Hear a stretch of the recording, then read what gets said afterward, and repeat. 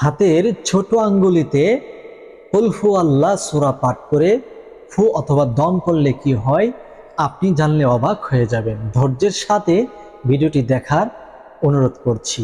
বিষয়টি জানার পূর্বে আপনি যদি এই চ্যানেলে নতুন আসেন, দয়া করে চ্যানেলটি সাবস্ক্রাইব করুন, ভিডিওটি শেয়ার করে প্রচার করুন।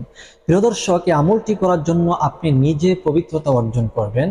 ভালোভাবে পাক সাফ হয়ে আপনি পবিত্র বিছানাতে বসে 3 বার ইস্তেগফার আদায় করে নেবেন, আস্তাগফিরুল্লাহ। তারপর 3 বার দুরূদ শরীফ পাঠ করে নেবেন, সাল্লাল্লাহু আলাইহি ওয়াসাল্লাম। এরপর এই ছোট আঙ্গুলিটিকে আপনার সামনে এভাবে পেশ করে আপনি সূরাতুল ইখলাস কুল হু আল্লাহ সূরা পড়বেন। আউযু বিল্লাহি মিনাশ শাইতানির রাজীম, বিসমিল্লাহির রহমানির রহিম, কুল হু আল্লাহু আহাদ, আল্লাহুস সামাদ, লাম ইয়ালিদ ওয়া লাম ইউলাদ ওয়া লাম ইয়াকুল লাহু কুফুয়ান আহাদ। এরপরে যার উদ্দেশ্যে আমলটি করছেন তার নামটা স্মরণ করবেন, তার মায়ের নামটা উচ্চারণ করবেন এভাবে।